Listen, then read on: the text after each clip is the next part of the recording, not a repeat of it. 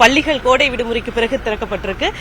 பள்ளிகள் தலைமை ஆசிரியர்களுக்கு என்ன அறிவுறுத்தல்கள் வழங்கியிருக்கீங்க, அதே போல மாணவர்களுக்கு நீங்கள் சொல்லக்கூடிய வாழ்த்து செய்தி? தலைமை ஆசிரியர்கள் இந்த ஆண்டு கடந்த கல்வியாண்டில் தேர்ச்சி விகிதத்தை நல்லா நீங்கள் உயர்த்தி கொடுத்துருக்கீங்க, நல்லா ரிசல்ட் கொடுத்துருக்கீங்க, ரொம்ப மகிழ்ச்சியாக இருக்குது. அந்த தன்னம்பிக்கையோடு எப்படி நீங்கள் பள்ளிக்கூடத்துக்கு வரீங்களோ அதே போன்ற அந்த தன்னம்பிக்கை நம்முடைய பிள்ளைகளும் நம்முடைய மாணவ செல்வங்களும் பெறுகின்ற விதத்தில் தொடர்ந்து இந்த ஆண்டும் உங்களுடைய சேவை கண்டிப்பாக இருக்க வேண்டும் என்கிற அந்த வேண்டுகோள். பிள்ளைகளை பொறுத்த வரைக்கும் நல்லா படிங்க. தமிழ்நாடு முதலமைச்சர் பல்வேறு திட்டத்தை நமக்காக தான் கொண்டு வராங்க.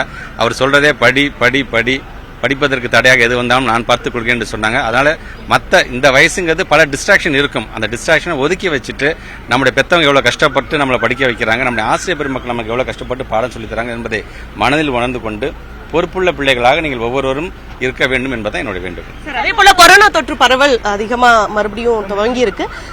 ஏதாவது அறிவுறுத்தல்கள் பள்ளிகளுக்கு வழங்கப்பட்டிருக்கா, இல்ல எப்பவும் போலான இயல்பு இதுதான்? நம்ம பொதுவாக ஒரு கிளைமேட் சேஞ்சஸ் ஆக இருந்தாலும் சரி, அல்லது இந்த மாதிரியான ஒரு டிசாஸ்டராக இருந்தாலும் சரி, இந்த கொரோனா தொற்று பேண்டமிக்காக இருந்தாலும் சரி, நம்முடைய முதலமைச்சர் அலுவலகத்தில் இருந்தால் பொதுவாக எல்லா துறைக்குமே அது போகும். பப்ளிக்காக இருந்தாலும் சரி, எங்க துறையாக இருந்தாலும் அது அவங்கள்ட்ட தான் அந்த இன்ஃபர்மேஷன் வரும்.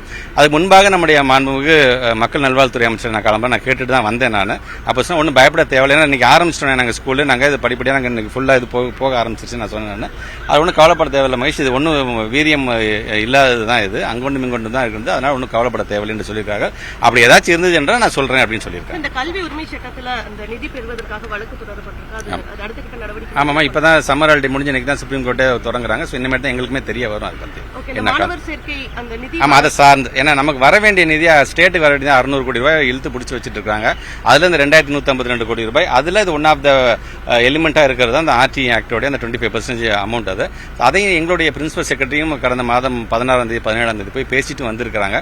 இன்னும் இது வரைக்கும் அவங்க அந்த பிடிவாதத்திலே இருக்கிறாங்க. ஏன் கையெழுத்து போட்டாதான் என்னங்க பிடிவாதத்துல தான் இருக்கிறாங்களே தவிர மாணவர்களுடைய நலன் சார்ந்து அவங்க சிந்திக்கவில்லைங்கிற வருத்தம் தான் எங்களுக்கு இருக்கின்றது.